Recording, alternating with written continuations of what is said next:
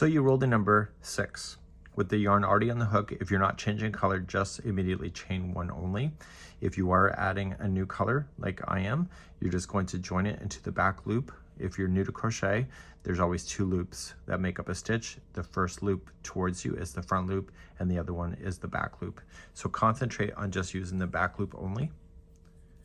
And you're just going to pull through, and then pull through the 2. That's a standing single crochet.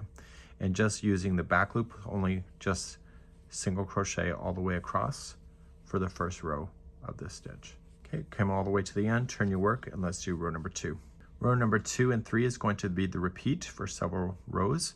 And so number 2, you're going to start off and chain 3. That will count as your first double crochet. And using the front loop only, so use the front loop, so just scoop up, capture only the front loop, and this will create a ridge on the other side, and you're just going to double crochet in the front loop only. So it's just a matter of angling your stitch slightly different in order to do the stitch, and it's creating a ridge on the opposite side. So double crochet all the way across on the front loop. At the end of the row, just go right to the end, turn your work, and let's go on to row number 3. So you should see a ridge that has appeared on this last. Row number 3, chain up 1, and in the back loop only, now single crochet yourself all the way across. And I'll see you at the end of the row in a moment. So I'm at the end of row number 3. So you were going to repeat rows number 2 and 3 a total of 2 more times. So do rows number 2 and 3, then 2 and 3 one more time, and then I will pick you up and finish off row number 8.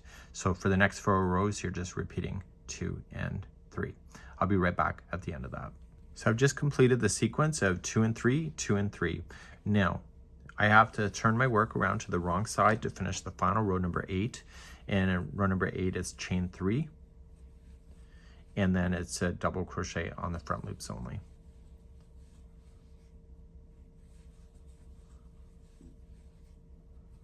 So at this point, you'll have to roll your dice to see if you're going to carry on this color to your next stitch. If not, you are fastening off and getting it ready for the next sequence.